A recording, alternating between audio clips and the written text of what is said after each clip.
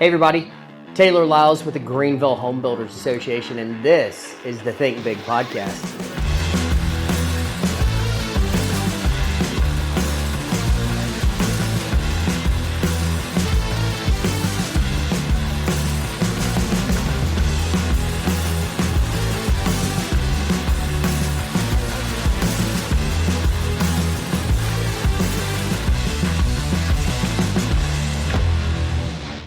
Emily, thanks for joining us today. Super excited to have you on the Think Big podcast. Huge. Emily, just for the listeners' information, Emily is on our board. She is a current VP or president-elect, excuse me. Yeah. She rolls into presidency next year. Be the second female It's exciting. of the board of directors for the Home Builders Association of Greenville in 67 years. It's a little overwhelming. I mean, it took a little while to turn that ship. I know Susan Vernon was one of the main ones that kind of said, hey, I'm here. Yeah. But super exciting. Emily, just for the group, kind of tell us who you are, what you do, who you're with. Yeah. So, Emily Raines. I am with DRB Homes. I'm the VP of Sales and Marketing. Been in the industry since 2004, 2005, right in that time. So right at my 20-year mark. Started the traditional way into sales, and then I've been in management since about 2016, and kind of worked my way up. But yeah, I mean, I love this industry. It has been, my career. I've made it truly the career that I love and want more people to know about. What we do is a wonderful thing, and so it's been fun to be a part of. So worked for DRB Homes for the last 6 years, been a part of the HBA since I think like 2017. It's been 2018. And so truly honored to be on the board, truly honored to be president-elect and president next year. Super exciting. It's going to be a game-changing year. You have some big aspirations that you haven't told me about yet. Taylor, we're doing this. I mean, Bridge Awards is already your theme. Yeah, I mean, I had to pick that and own that. I mean, who doesn't want to see a derby? Distinguished party. Derby. My only fear is the big hats. I think we just need to limit everybody to fascinators. That's it. Okay, we can suggest that. Yeah. I think that. I don't know how a 5 foot wide derby hat's gonna go. Yeah, with somebody behind them. I think women, we all see some of that. Like, we see all kinds at the Bridge Awards. Of course. You know that. But I think this is going to be very demure. Is that the word of the demure? The yeah. Demure.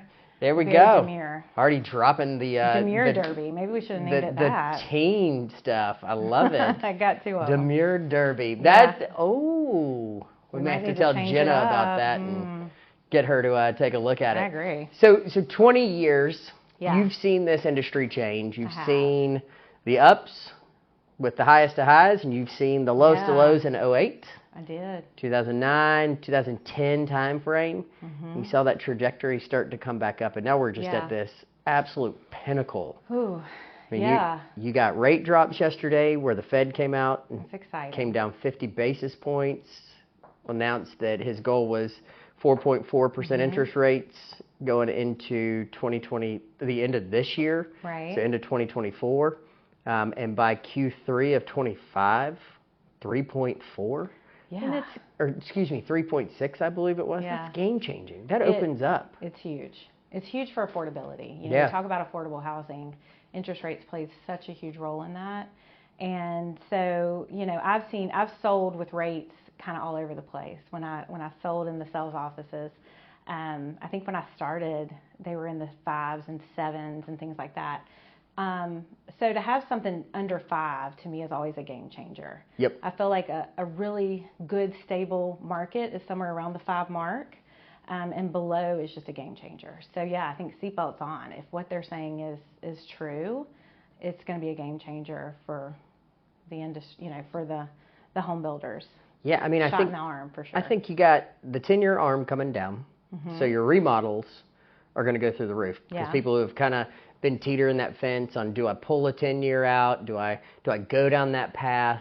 Right. With that coming down drastically with the 50 basis point drop yesterday, I think you're going to see that trigger get that lever, I should Yeah. say, Yeah. get pulled. But I think the new construction, I think you're going to see people that have had this rate locked mindset kind of shift a complete 180 degrees, and they're going to say, all right, you know what? I can't afford now because Right. that 2%, I'm saving $800 a month, roughly, depending on the home price, but I'm saving that, so it's going to open up a lot more opportunity. So, Absolutely. so builders in your position from the production side are at a huge advantage because I'm sure you have inventory We do. out on the market. Tell me about kind of the inventory that you have. Like, what do y'all seeing? Some hot price points? Yeah, so we have about 100 inventory, 105 actually right now as of today. Somewhere in the process, we've probably got about 20 that are finished or close to it. So, we are seeing inventory sales heavily. We typically see that in the fall, though. That's not unusual for us. We see more of a to-be-built buyer in the spring. So inventory is typically in our fall. We see more of that. But, yeah, I mean, we are still on a path for DRB to hit our 600 closings.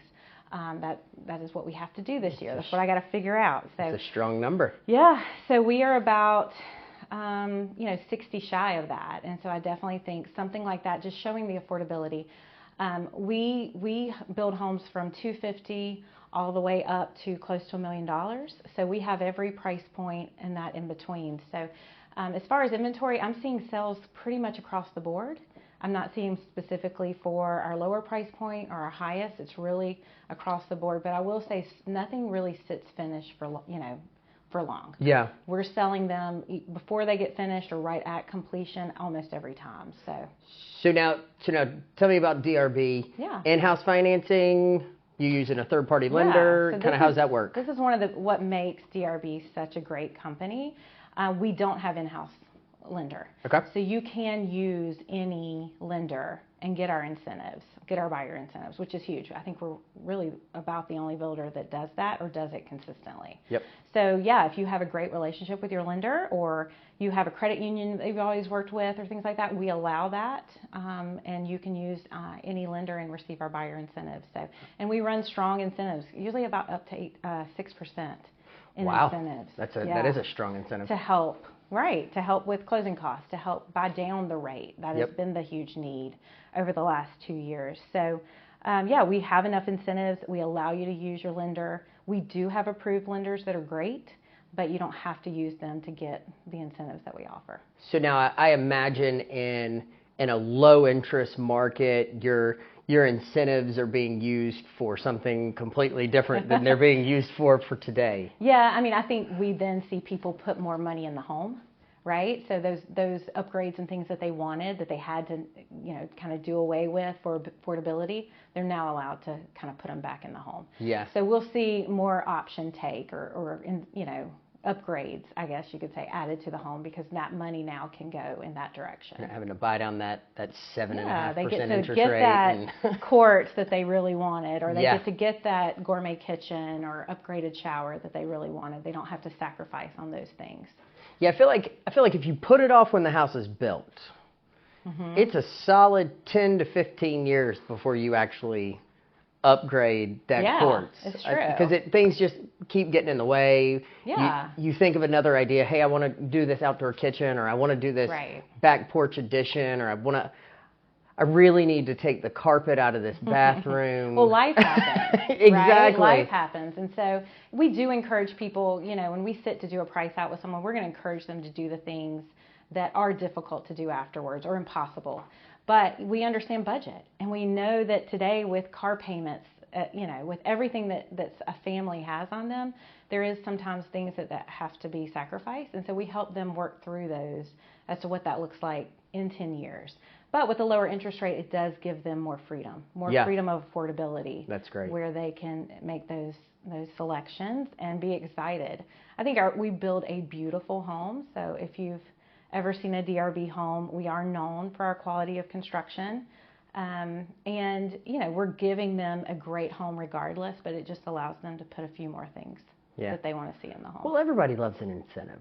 It's like that carrot on top. It's like, hey, I'm already here. Money. Free money. Yeah. Oh, That's like the statement of I'm with the government and I'm here to help. True. It is money that has been allocated, but Yes. I'm not so sure it's free there, Emily. Hey, they want to take advantage of it.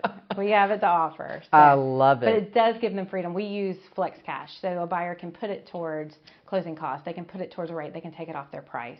It's flexible. A lot of builders are going to kind of pinhole you to say you have to use it to closing costs or you have to use it to this. We allow there's a lot of freedom of choice with DRB, That's which great. I think makes it really great. I feel like it's a very competitive market. You know, as at the association we have every volume builder, and just for everybody to know, we classify volume builders as if you build over 100 homes a year. Right. Because we think that if you're over that 100 home mark, you are dealing with things differently than your semi-production, that 50 to 75. It's kind of typically where we see that break. Okay. You get up to 75, and then you don't really do much in between that 75 to 100, and then 100 plus, you've got guys and girls that are just crushing it with DRB, DR Horton, Ryan Homes, Pulte, Lennar, all your bigs. So we know that y'all are dealing with things differently. So from a volume builder standpoint,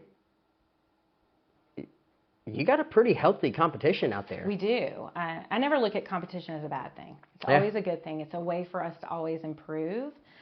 We want to be known as a premier builder. There is no race to the bottom for us. We're not going to be the cheapest. We're not going to be the most inexpensive home. We're going to give you one of the best quality homes out there. Yep.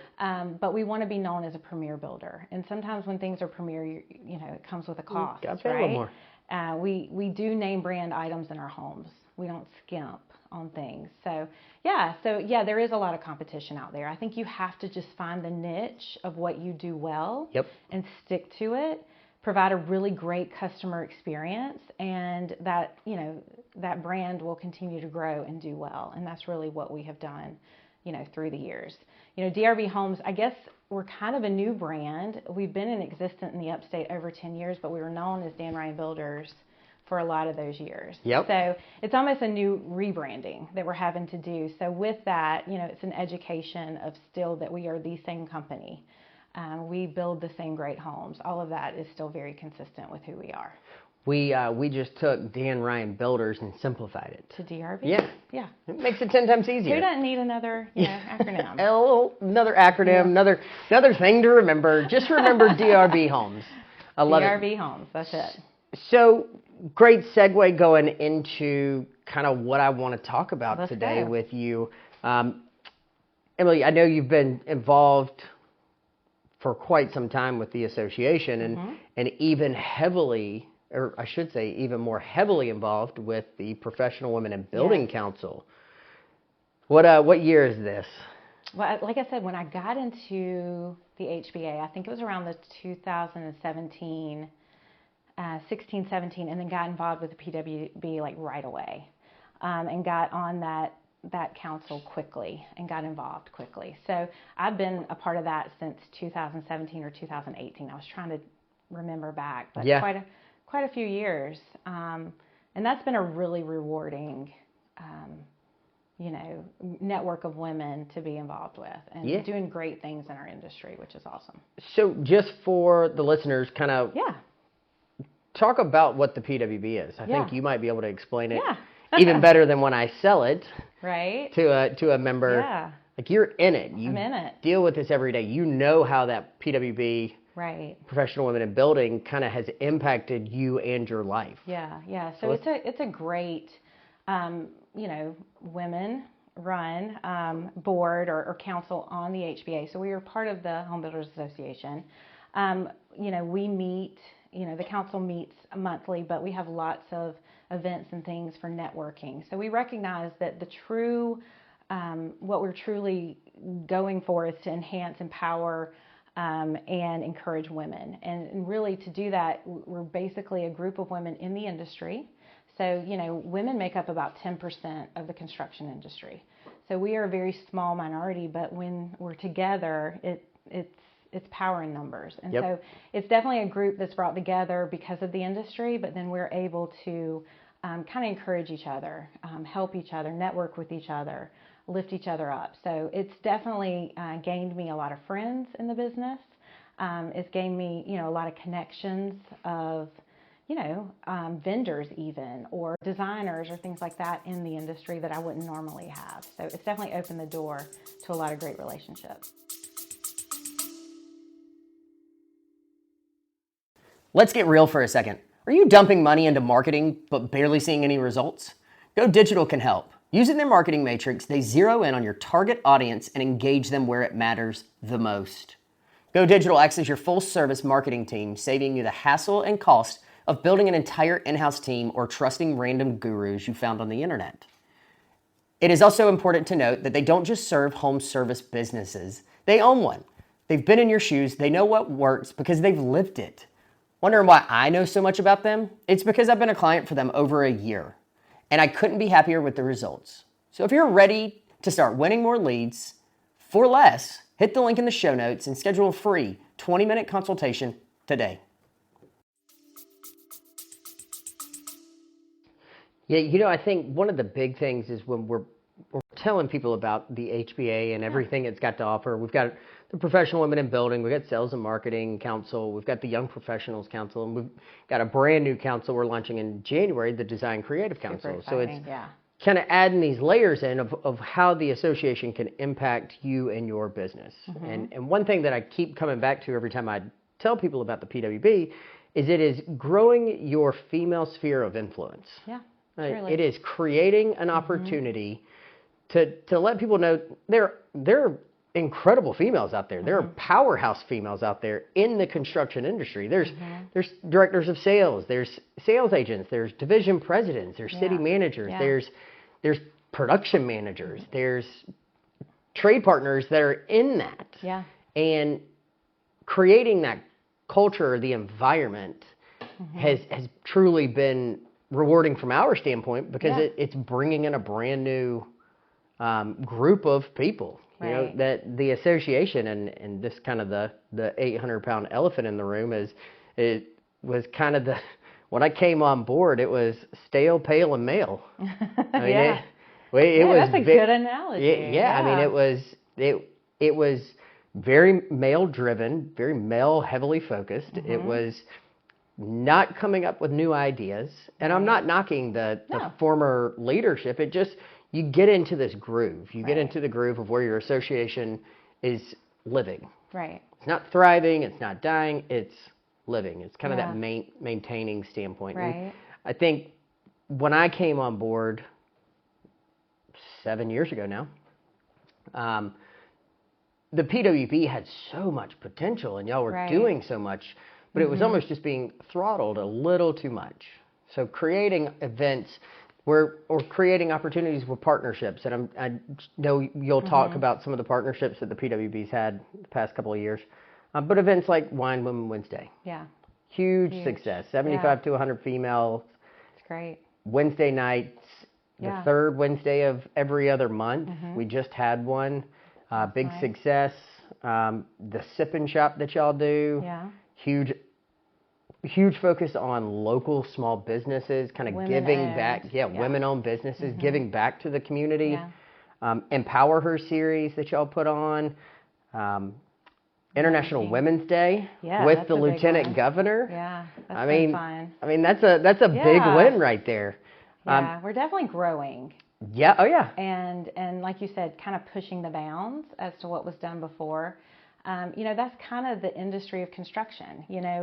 Women, like I said, don't have a huge voice, but the women who are there bring a different voice, bring a different perspective, bring new ideas, fresh takes on things. So I feel like in the HBA, the PWB has done that.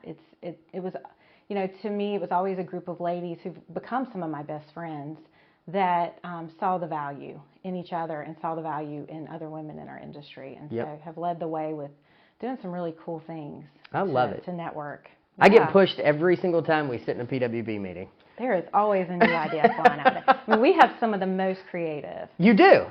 You do. I mean, it challenges like me and my staff. Like just sitting there going, all right, we got to come up with another event.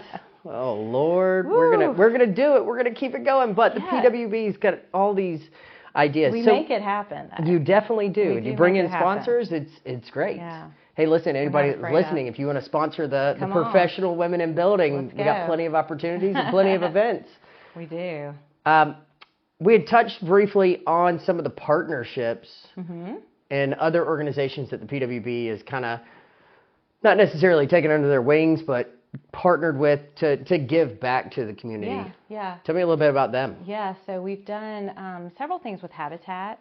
We've done volunteer days. I think one of the things is always the give back to the community, and that's where our heart is.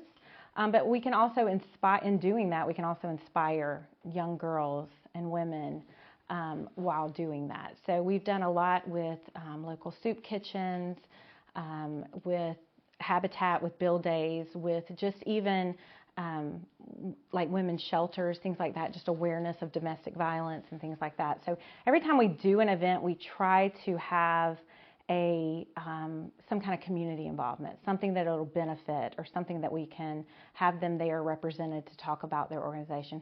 As the HBA, we also have done stuff with the Golden Strip, education for, our high schoolers, and gotten involved with them. So it's, which I think is, great. So it's always a community outreach aspect, and we never want to lose that in who we are, because I think that's the core of our community. Women always have a heart for the community, and I think we have to keep that front and center with everything that we do. I completely agree. Yeah, you'll do a she shed. Yeah. Build, which is pretty big. It is very big. It was a daunting task. Yeah. Last year, the first year y'all did it. Yeah.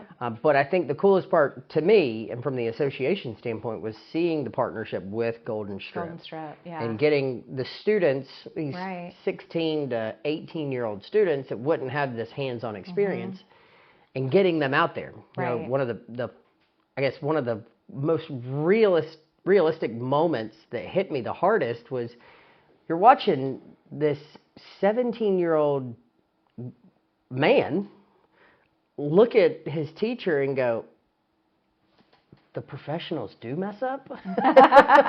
They don't have all the answers? They don't have all the answers? Yeah, I think that was such a cool thing. Yeah, they were putting the roof Hands-on. rafters up and cut Measure the twice, stringers cut a little once. too short. Yeah. It was crazy. Yeah, nothing's ever perfect, and that is construction 101, right? But it's right? good for them to see that. Oh, no, but Emily, everything's perfect in the building codes world, and every house is built to absolute perfection in this market. And oh, yeah, we build great homes, but we we make our mistakes along the way. Listen, but we fix them. Yeah, I always say it's really hard when you're building a home or building anything. Like, when you're buying a car that is in a enclosed structure going through a line, right? Mistakes are made, but you don't see that. You don't know that. When you're building a home all in the elements, people see everything, right? Yep. And so it's nothing we can run from. We just own it and make it better and go from there. So, yeah, it was good for them to see that aspect. So just out of curiosity, not to pivot too hard from the conversation, so we know that production builders building 15, 20, 30, 40 homes at once. Mm-hmm. And we all know that there's these little tiny slip-ups, and consumers may look at it and it's the end of the world. Yeah. You got mud on my carpet, the carpet that could either be cleaned or replaced or... Right. Is there a wild story that you have experienced in your career, 20 plus years, that just sticks out to you?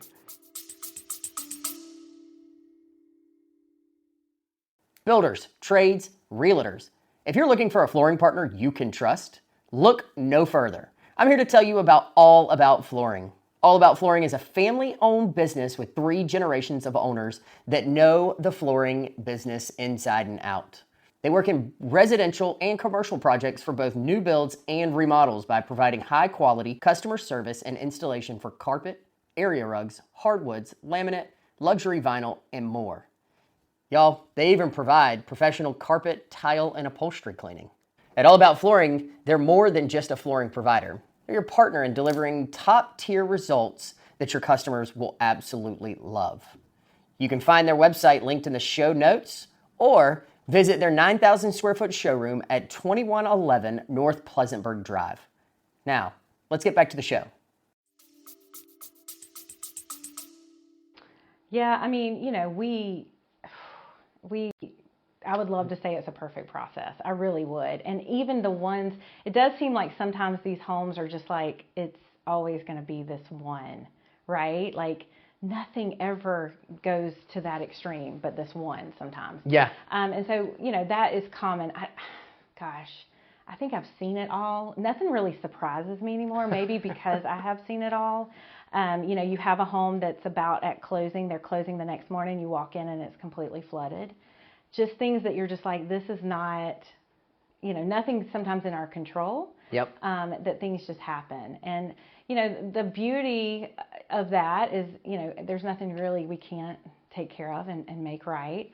But it's proactive communication, really. So, we never promise our consumers, our buyers, our customers a perfect process, but we're like, hey, we're with you this whole step. Yep. You're never here by yourself. There is, and proactive, hey, you're going to see a broken window. We know about that window. We're taking care of it. It's just important, the communication. Yep. So I think, we have to say this is a man-made product, all in the elements.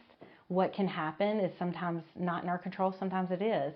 But how we handle it from that point really makes a great company. Yep. And keeps our reputation solid. So I think communication truly is the key. I don't think anything ever surprised me anymore. I think I have two area sales managers. I feel like we just need to knock on wood at this point.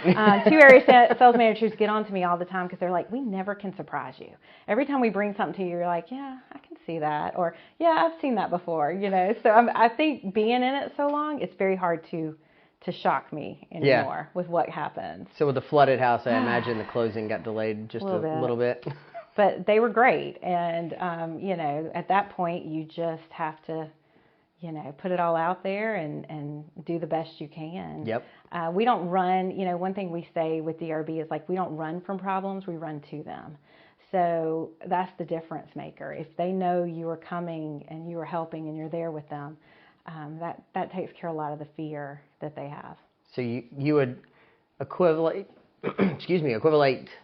DRB Homes is the white buffalo, kind of always running into the storm. So white buffalo. Okay, tell me. Yeah. White buffalo will never run away from a storm. So as soon as it sees a storm coming over the ridge mountain, the white buffalo always runs to it and runs through it because the quickest way to get through the storm is to go through the storm. Yeah. So we're the white buffalo. DRB is the white buffalo. Now I have another mascot for it. Yeah, exactly. That's why there's going to be a white buffalo in my office. I feel like they, as the CEO of the heard that one. Yeah. So as the CEO of the Home Builders Association, I feel like I'm always running into storms. There you go. You're white buffalo in it with us. Exactly. I just want to be like DRB. Come on. Yeah, it's best. Just face it head on. Don't run from it. I love it. Just go to it. Going back to your career a little bit, what would you attribute kind of what got you here? What were some of the key milestones that truly got you to where you're at right now? My kids is the biggest. So I started in the industry and found out I was pregnant all in the same year of getting into the business. And a lot of people could look at that as like, hey, that's a big role you're taking on. I'm a mother first always, but they're my inspiration. They really are. They're my push to be more and do more and show more. So yeah, I think, my girls, having two girls, right, and trying to inspire them day to day has molded my career. Also inspiring other women. I never had a female boss in my years of doing this. Recently I have, but never had a female boss. And so it's really important to me to show a female leader in the business because I never had that to look to. And so, yeah, I think other women and doing more and more for women to see is important to me. But my girls, when they came along and how they've impacted me is really important. They are my inspiration day to day. I love it. For what I do, truly. But I also love what I do. I mean, there is no other world where we can help someone build a dream with their family and just watch homeownership happen. It is such a rewarding. Yep. What we get to do on the day-to-day is so rewarding. It truly is. It's the best. You're creating a haven of rest, yeah. as one of our past presidents used to refer to it as. Yeah, absolutely. I mean, this is where they're going to make their memories. This is where, they're going to bring home their kids or, all of those things. And so you get to be a part of making something like that for someone. There is nothing more rewarding. You went down the sentimental route. I'm thinking of the monetary opportunity on the home side. I mean, it's the largest purchase equity builder that a human being or American citizen will ever experience. Yeah, it's the key to personal wealth, right? Yep. And so we preach that. What's interesting is, and I'm talking about women a lot, but single females are our most emerging market for our homes, buying our homes, and especially our townhomes, which is such an encouraging thing to me. But yeah, you are impacting a family and the generations thereafter, and that's just a reward. When we get to build these communities, I always say, we take a field or we take just a piece of dirt and we build community, and you get to see that step by step, and you see your part in that. That's also rewarding because you're also connecting people. Community, home is where they're safe, right? They have that haven, but then community is where they can find support and friendship and a value to their life. And so it's really cool to be a part of both things. And I think that's what new construction brings. We create community along with building a home, which is great. Creating community to offer support for your life. That's a great that's what line. Community is. That's a fantastic. Quote me. Yeah, I love it. Put it down. Emily Rain said it here on the Think Big podcast. Let's go. So kind of staying in that same vein of creating culture and community and building the asset for that customer, client, or whatever term you want. Customer. Consumers' mindsets have shifted over the past 4 to 5 years. Yeah. We went through COVID and that shifted, and post-COVID, and then interest rates. Yeah. What do you kind of see in the trends of the consumer or the customer right now? Like where are they at? Yeah, it's kind of interesting. For years and years we were waiting for the millennials to come out of hiding, right? To come buy their homes. They are buying, but we're seeing this newer generation, which I don't even know all the generation names. But the home ownership is vital to them. They see the importance, and that's a really, really cool thing. So, I don't, the education part of home ownership is always there, but I think that we've done that. We've done a good job as a country, as a nation, and continuing to educate people.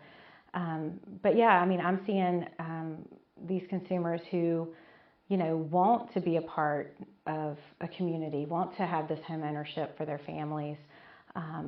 But yeah, it's interesting to me. We see every type of buyer, it's the boomers who want an active lifestyle that we can provide. It is the first time home buyers. It's all of that. So, we a lot of it's very similar to what it always has been, but I love to see just new voices represented. Like I said, the single females, or the new American buyer, or a minority family moving to the area. Whatever it is, we just love to see home ownership for everybody, which is great. So I haven't seen too much.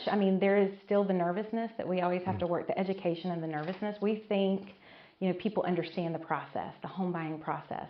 And there is just a lot of fear still, and there is still a lot of questions, but we have to be the ones there to kind of help them through that, to make sure that they know that they're making a really great choice. I think there's so much content online. There is. That the end user is almost getting paralysis by analysis.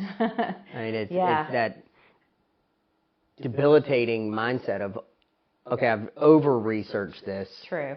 Or I've listened to too many of my friends, and I haven't truly listened to a professional, whether it's a builder or whether it's a registered realtor, or whether it's a lender. You get so much of this noise coming in that the consumer is sitting there going, I I can't afford a house. Right. We're, my friend, my sales manager always says, what Meemaw thinks. Meemaw thinks it's too expensive. They do get a lot of outside noise. And so we have to try to cut that and just educate.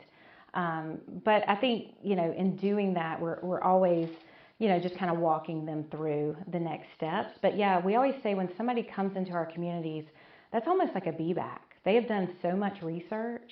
They know so much about us already that is really a qualified person walking in your door. You're not having to share everything about everything.